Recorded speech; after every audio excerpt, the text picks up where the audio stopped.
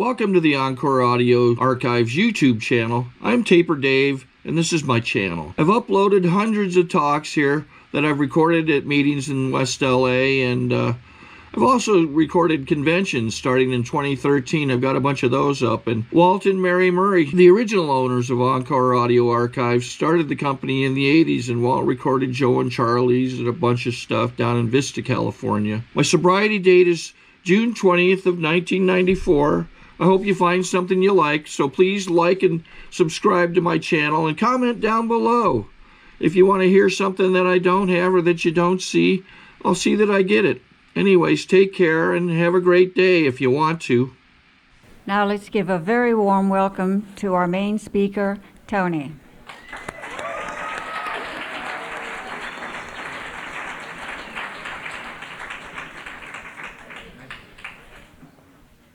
Hi, my name is Tony. I'm an alcoholic.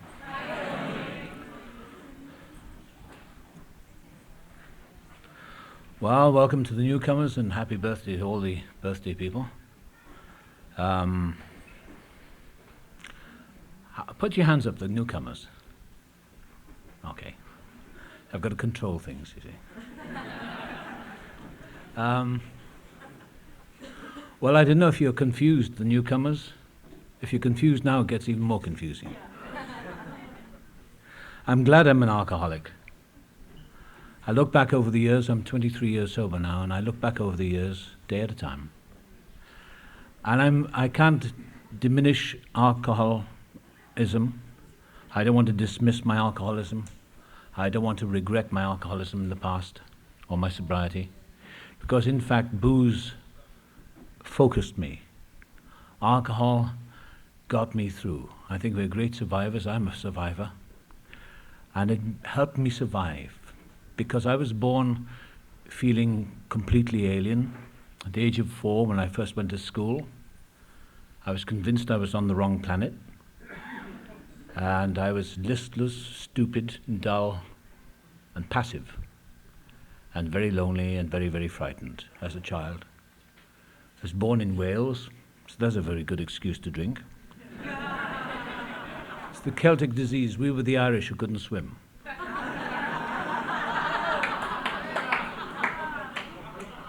I'll do anything to get a laugh. But those feelings of alienation stayed with me right through my life until I came into my first meeting of Alcoholics Anonymous, December the 29th, 1975. And there were 2 speakers that night in the Pacific Palisades group. One man was called Don. He was a doctor from PALISADES, and the other man was a man called Chuck Chamberlain. And it changed my entire life. I don't know which way this talk is going to go tonight. I don't much care. But I remember Chuck saying that night, he said, if anyone resents me out there, he said, that's your problem, not mine. He said, I shall sleep tonight, that's your problem. But what happened to me was I had a feeling about America when I was a little kid, because during the war years, we had a lot of GIs in my hometown on their way to D-Day. Many of them were killed, of course, as you know. And 2 of these soldiers used to come to our house and brought us chewing gum and cookies and all that stuff. And they both went off. I remember on the Saturday morning, they came to say goodbye and they left, and they were both killed in the Ardennes a few months later in the Battle of the Bulge. And that seemed to have a significant effect on me, because then we met another soldier just after the war, an American soldier. And for some reason, I think I was stamped with a kind of brand mark. I had this obsession about America, and I always wanted to come here, and dreams come true. And for some strange reason, I can't account for anything. I look back on my childhood, and everything to me is anonymous. I can't really, I have very clear memories of my childhood, and yet I was an anonymous, passive, non-existent entity. I can't remember much about my life, really. In essence, I was desperately lonely, and I knew that I didn't belong anywhere. And I was very troubled and very lonely, as I don't want to repeat myself. And I had no idea what I was going to do. I used to sit at the back of the class in school, and my one expression on my face was... And my father used to say, he said, there's something very wrong with this boy, to my mother, which is not really the way to establish a kind of self-esteem. And so the years went by, and I left school, and in 1950s, mid-50s, I decided for some God knows what reason to become an actor, because I wasn't good for anything else, I thought. It's better than working for a living, I thought. And for some hook or by crook, I got a scholarship to a local acting school, and that's how it started. And the years passed by. I did my military service, which was what you call the draft, and then I came out of that, and in the early 60s I decided to pursue a profession in the acting profession, and that's how it got started. And I thought it would fill up a hole in my gut. I thought it would fill everything up, and I wanted success, fame, fortune, and all the rest of it. And I came to America looking for all that, and I ended up in this outfit, Alcoholics Anonymous, much to my surprise. It's the last place I expected to come to. I don't much like speaking. As time goes by, I enjoy it less, but I can tell you, the newcomers, if you hang in here, you're in for a trip which is beyond your fondest dreams, beyond your wildest dreams. Things have happened to me in my sobriety that I can't even explain. It's a journey which is so incredible, and sobriety, like alcohol, is cunning, baffling, and powerful, and it's progressive. And I don't understand it at all, because I can only say that my life is none of my business. And that's something I can only comprehend now, is my life is none of my damn business. Every time I try to make it my business, I end up in the squirrel cage, looking at the walls. And what happened briefly, I came to America in 1974. Finally, things started working out. I became very successful in my profession in England. I was a rebel. I was angry, mutinous, and a drunk. And I had no idea that I was a drunk, that I was an alcoholic. I drank like all other people in my profession do. Drank very heavily. The British actors are notorious for their drinking. Many of my friends died of it, went insane, and are now either unemployable or 6 feet under. I was canny. I was like a cat with 9 lives. For some reason, I was able to land on my feet. And I remember from a very early age coming home from school, and Miss Thomas, our teacher, taught us the Lord's Prayer and the 23rd Psalm. And my father, God rest his soul, he didn't mean any harm by this, but he said, that's a load of rubbish. There's no such a person as God. So I grew up an agnostic. It was nobody's fault. You know, that's the way it was. And I wouldn't have missed any of it. I have no regrets looking back over my life. But what happened, I was displaced. I was on the outside looking in, like all alcoholics. And I pursued relentlessly my professional ambition. And I never belonged in my profession. I never felt I belonged, and I still don't. And I could never get it right. I was very hostile to people. I was very remote from people. I never had any friends, and never chose to have friends, only in the bars and when I got drunk. And that was a sort of quasi-friendship with people, and they were drunks as well. And in 1974, I was given the opportunity to come to New York, and I did, and September 1974, to do a play in New York. And I met her in my first night at a party before we started rehearsal, and I was so drunk, which wasn't, didn't bode well for the future of the play, because I was playing this leading part. And there's a woman there whose name was Mary, and she had one of those smiles that you see in AA, those big toothy smiles, and sort of, like beatitude. And, she said some nice things to me, how she admired me and all that. And I thought, what does she want? And so we started this play, and it was a successful production. And my drinking got worse, and I used to go to a place called Charlie's across the road. I cut to the chase as soon as I can. I used to go to a bar called Charlie's. I was like a quick change artist. As soon as the show was over, I'd be out and into the bar before the audience could get in there. I always have a corner table, and people used to come in and they go,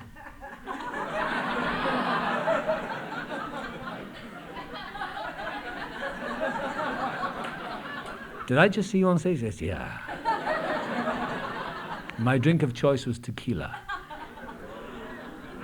Because I'd been here about a year before that, and I discovered tequila, and it did wonders for me. I love tequila. And I hallucinated with tequila. I thank God for tequila, because it helped me survive. And what happened was I ended up in some situations, and I asked this little woman who was a member of AA in that cast, in that play, her name was Mary. I said, I need some help, and she took me out for dinner. We went out for lunch, I think. I can't remember. She explained this program to me, and she said, if you're an alcoholic, it's progressive and it's terminal and it will kill you. And there's no cure for it. I thought, what the hell am I talking to her for then? If there's no cure for it, may as well go. But she said, the trick is, she said, if you don't take the first drink, you won't get drunk, which is very insulting to my supreme intelligence. And what happened in New York in those 8 months, from 1974 to 75, I used to stumble into churches and sit in churches, which is a very odd place for an agnostic to be. And I used to stare at the stained glass windows, and I used to cry, and I used to weep, and I couldn't understand why people prayed, and I thought they were weaklings, and I thought they were subservient, I thought they didn't have the power of themselves. But I knew that the game was up for me, really. And I came out here in 1975, and July 75, and which was the beginning of the big roller coaster in my life. And I was doing a movie down the road here, a television thing with a woman who was, I think, an alcoholic. I didn't know what she was, but she supplied me with a tequila. I remember my first day of filming with her. She said, "Would you like a drink before you go home?" I said, No, I'm off it. I've got a bit of a problem." And she said, "Well, just one?" I said, "Well, what is it?" She said, "Tequila." I said, "Okay." And that was the worst time of my life, and the best time, really. I used to come up the beach here and at night, and we parked, and I just down the road here, and I used to hallucinate, and we sit in this trailer drinking a storm, and I used to hallucinate, and I got these strange visions of God. I got these hallucinations, and but they were spiritual hallucinations. I can't understand what they were, but I'm certainly glad I had them, because they were a softening up process for this program, because in a way I started to believe that there was something looking out for me. I had this sense of presence around me. Just what happened briefly in November, I flew back to London. My mother was dying. She was a very, very sick woman. And my father phoned me up. He said, "I think you better come back. Your mother's in hospital. She's got a hiatus hernia, and she's bleeding to death slowly. There doesn't seem to be much hope." I went back then. I was so angry at God, if there was a God. And I remember on a Sunday morning, I was very drunk, and I was very hungover, rather, and my father and I weren't getting on at all well, and she was in hospital. My father was grieving because she was already dying, so he thought. And I remember walking up a field somewhere. I said, "If there is a God, I'm very, very angry at you." And I said, "Take me. I don't give a damn about me. I'm just a piece of crap anyway. Take me. You know, she doesn't deserve to be taken. Take me. I've done nothing in my life. I'm a worthless piece of garbage." I said, "But if you'll spare her, I'll believe in you." And I came back to the house that morning, and my father, as I came around the back kitchen, my father's putting down the phone. As I walked in, he sort of grumbled at me. He said, "Your mother's getting better." That was the hospital phoning. And I thought, wow. I was a troubled child, and I was a trouble to my parents, I was a trouble to my friends, I was a trouble to what friends I had, I was a trouble to my family. And I came back to California, and things got really worse. I was married, and I'm married to a non-alcoholic, and her drinking habits are as weird to me as mine must be to her. She'd have one glass of wine on the table, which would last for about 2 hours, you know. I remember she bought a gallon bottle, or one of those big liter bottles, I don't know what the hell they were, and she said, "Let's try and make that last a month." It's gone in one night. And she's one of those strange ones who smokes a cigarette, doesn't bother to inhale it, you know. I don't understand the reason for any of this stuff. But what happened, I'll just try to get what happened. In Christmas 1975, my wife left me, and she went back to London to see her folks and to let me die, because that's what I wanted, really. And she didn't care, really. She did enough to leave me because she couldn't stand to see it any longer. She couldn't see me, you know, descending into hell. I was never violent. I was just morose and suicidal. And I saw her off at the airport, and she was very cold, and I said, "Have a good Christmas." She said, "Yep, bye." And she turned away, and she walked away. And I went down to Palm Springs, and I was on my way to Arizona. I wanted to go to New Mexico because I heard about Carlos Castaneda's, you know, peyote and all that. I'd never read Carlos Castaneda, but so I never had the attention span to read anything very much. But I got down as far as Arizona, Phoenix, Arizona, and I stayed in this terrible hotel, and I realized I'd come to the end of my life, really. I'd come to the end of the road, and I didn't know what else to do.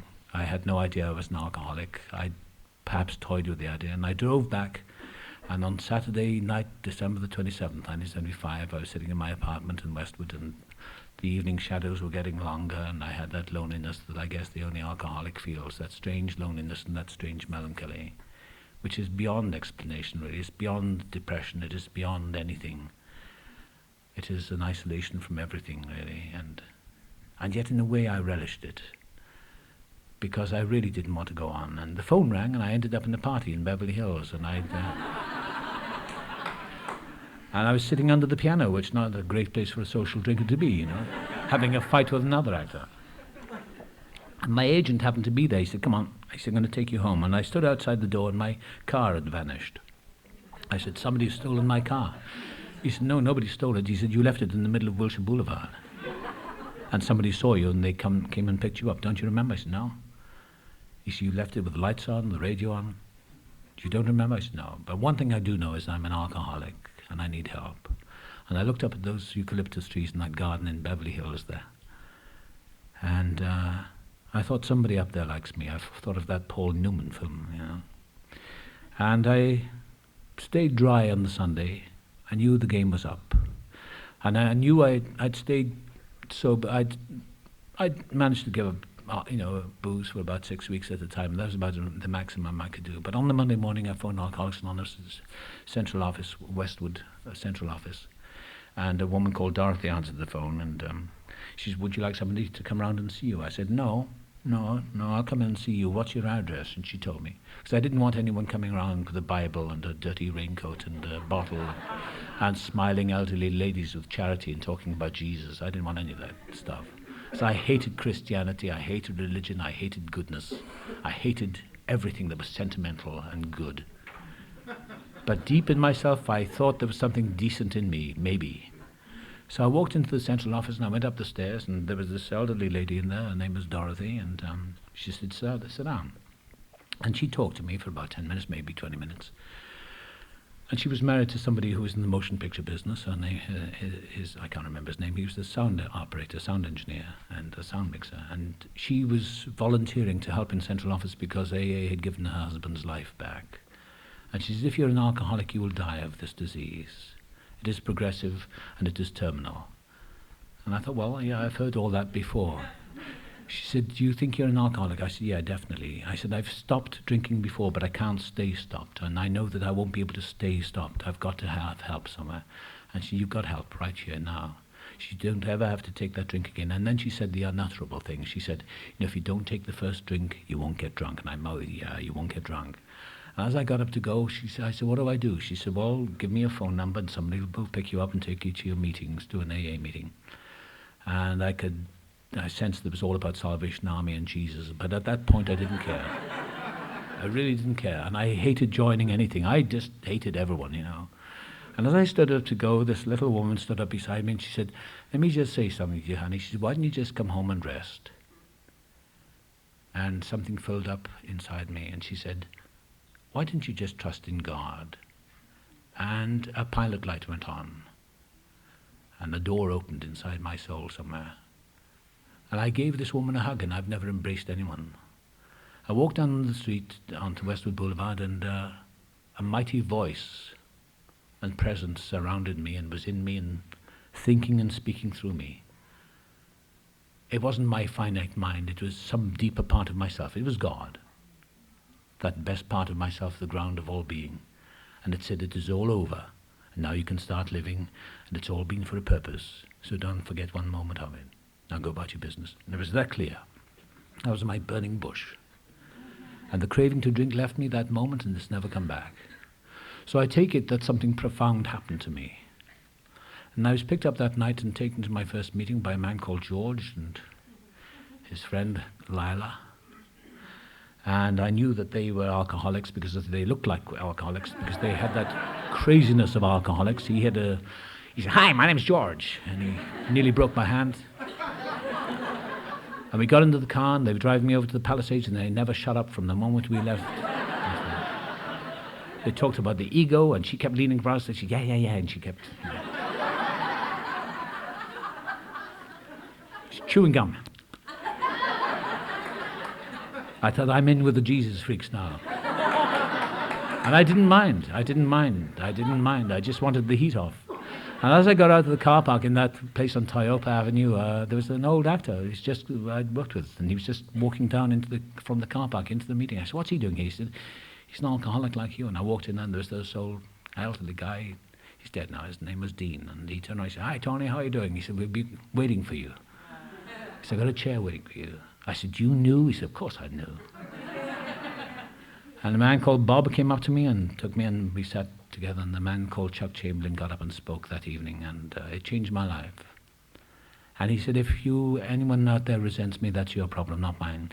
But he explained to me in that crowded room that night, it was a meeting almost as big as this, not quite as big as this, but pretty big. And I thought he would single me out right there. And I knew I'd come home. And I knew that, in fact, I'd been looking for this all my life. I can tell you that, in fact, being an alcoholic is great. It's fantastic. Because I've got two parallel tracks going on inside me at the same time. Wherever I walk, the precipice follows me. I will never escape this sickness or this condition, whatever it is. I don't call myself insane anymore, but I have a loose marble somewhere. I'm not too tightly wrapped. I'm not playing with a full deck, let's say. I tend to react. But through the years, and I cottoned on that night. For some reason, I understood the steps. Within one night, I'm no intellectual giant, far from. I've got a pretty average, perhaps below average brain. But I seemed to understand what was happening, probably because I was surrendered and I was open. And I was taken to meet Chuck Chamberlain afterwards. And George, this guy, introduced me to Chuck. He said, "Chuck, this is Tony. It's his first night." And Chuck put his hands on my shoulder. He said, just keep coming back." He said, "because we were recovering from a seemingly hopeless disease." And he said, "We get better than better. Now go about your business." And he said what the old man had said that morning. And I got home to my apartment, and I was very confused, but it was over. The fight was over. And I went out next day with these two guys, Bob and George, and we sat in Fromin's coffee shop in Century City. And they explained to me the nature of alcoholism. And I said, "Well, I feel insane." They said, "You have been insane. You are insane. You have been." I didn't want a definition of insanity, but I said, "Well, I feel so inadequate." And one of them said, "Have you ever thought that you are inadequate?" I said, "No, I hadn't given it much thought, really." He said, "Well, you are, because you're powerless." I used to drink because I'd never read Jean-Paul Sartre. I'd never read Proust. I'd never read Shakespeare. I'm supposed to be an actor. I'm pretty low life kind of intellect, you know. I don't have much going for me. My whole life has been one of ambling through and stumbling around in the business I've chosen. I don't belong anywhere. But I'm glad that this has happened to me, because this has pulled me into some kind of a fellowship, into some kind of a family, into some kind of a community that I never thought was possible, because I'm a real loner. I can isolate very quickly. I don't seem to need anything in life, and I've been through the last couple of years, and they've been the oddest times. The last few years have been really strange. I just recently took off and uprooted everything from my homeland and decided to come on and live out here. I've been working very hard for the last couple of years, and I decided that I'd had enough. I really had had enough of it, and I'd lost the edge and the desire. I'd lost all the dreams and ambitions that I had, and I've done a lot. Everything I've ever wanted has happened to me, and I can only live today, but I feel that I've let go of something. And I was sitting up in the place where I live now, up in just north of here, and I just feel empty, but a good empty. I don't want anything. I have no fears, and I can't describe it. I don't know what it is. Maybe it's a surrender, or maybe I'm just going senile. I don't know. But I don't want anything anymore. And it's puzzled a few of my friends, and it's just today. I have no plans. My life is none of my business. I was sitting in the garden yesterday. I was at a meeting last night, and somebody brought up, some guys brought up a subject for us all to talk about. He said, "What would happen if you were given a pill that could enable you to drink again?" Which could send the whole meeting into confusion. And I recalled, actually, when I was about 4 months sober, or 3 months sober, and I read in the LA Sunday Times that the Rand Corporation had produced this wonderful experiment. They had finally found a pill or a drug that could help alcoholics drink like normal people, or as they say in the book, drink like a gentleman. Well, I went to the Ohio Street meeting that morning, and one of the old timers got up and said, "Anyone read the Rand report this morning?" And everyone said, "Yeah, yeah." He says, "Is there anyone in this room who wants to drink like a normal person?" Everyone said, "No."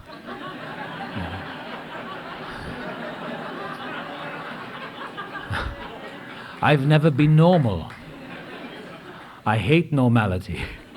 Anything that normal never got my attention for more than 2 seconds. I love the bizarre, the outlandish, and the insane. And I'm still like that. I was sitting in the garden yesterday and listening to some music. I was sitting there this beautiful evening, and I was still, and I was thinking, I was looking at the mountains, and I thought, this is fantastic. This peace of mind that I've always wanted, it's fantastic. And then the little voice inside, the ticking time bomb, says, let's move, let's move, let's move, let's move. Let's go, let's go, let's go. And I'm glad that voice is in me as well. It's like the devil. I'm glad it's there. I'm glad I'm an alcoholic. I don't know if that's clear to the newcomer. I'm glad I'm an alcoholic, and I hope you are glad to be an alcoholic. You may resent the hell out of me at the moment, but that's your problem. But this is the greatest gift. I mean, this is the greatest thing that's happened in this century. I feel richer than I've ever felt in my life. I feel kind of melancholy and a sadness sometimes. I don't know what the future holds. And I think that's okay too.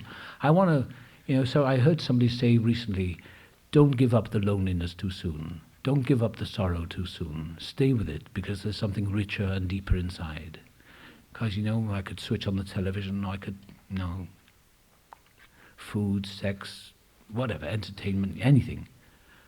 But if I can stay still and just wait in the stillness for whatever is there deep inside me, I feel richer now than I've ever felt. Deep, deep inside. I have no idea what the future holds for me. And it's none of my business what people say of me or think of me. I am what I am, and I do what I do for fun and for free, because I love doing it. It's all in the game. There's nothing to win, nothing to prove, nothing to win, nothing to lose. No sweat, no big deal. Because there are no big deals. Because of myself I am nothing. Of myself I can do nothing. There's power within that doeth the works. Infinite spirit, infinite life, peace, joy, understanding, I don't know. But it's a great life. I wish I could have given it a little bit more sort of, maybe I sound a little flat, I don't know, it doesn't matter.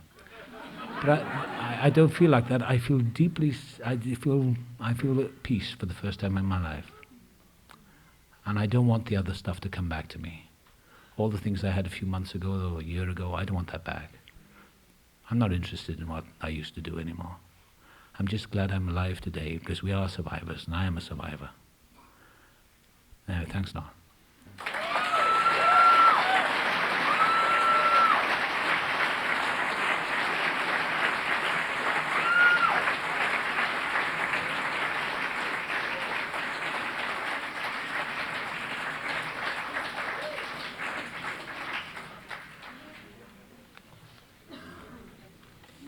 Sorry to interrupt your viewing. Taper Dave here. Just wanted to take a second to ask you to like and subscribe to my channel. Let me know if you like what you're listening. I've got some very good talks here, and this one's a great one. Just curious, do you think this is better than Zoom? Tell me what you think.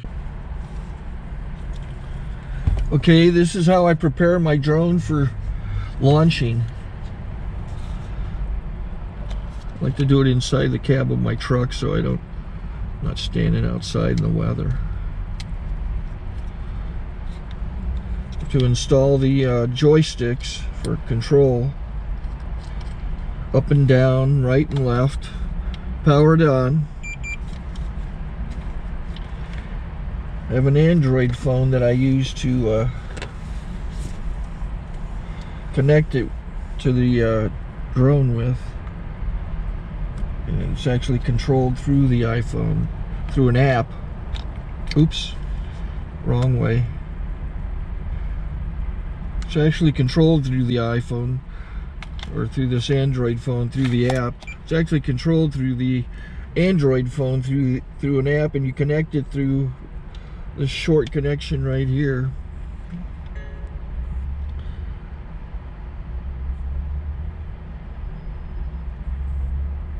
Remote control connected. Remote control's connected. So I pull out the drone. I have to extend the legs long legs extended first, then the short legs. Remove the gimbal protector. Set that aside, then power it on one short burst, then one long burst. I lay it down. So I have to go to calibrate. So the drone's not connected yet. It shows you here as this drone gets disconnected, even though the remote's powered on. So the drone has to establish it's connected. So I go into the app to calibration mode. First I'll calibrate the remote controller. Start calibration. Out, in, oop, out, in, up, down, and then this little wheel is to control the gimbal. So it's calibrated. Go to gimbal calibration, start calibration, and then it calibrates the gimbal. I don't know if that shows up. The gimbal's moving all over the place. Changes, you can see it on the video. And I'm calibrated to take off. It's acquired 7 satellites at the moment. There are 26 satellites up in the sky, which it has to acquire before you can take off. So it's connected. It's got enough satellites. This is white. I can go to press this little arrow button, swipe right to take off, and it would start the motors if I slid this to the right. But I'll wait till I get outside. Don't want to do it inside.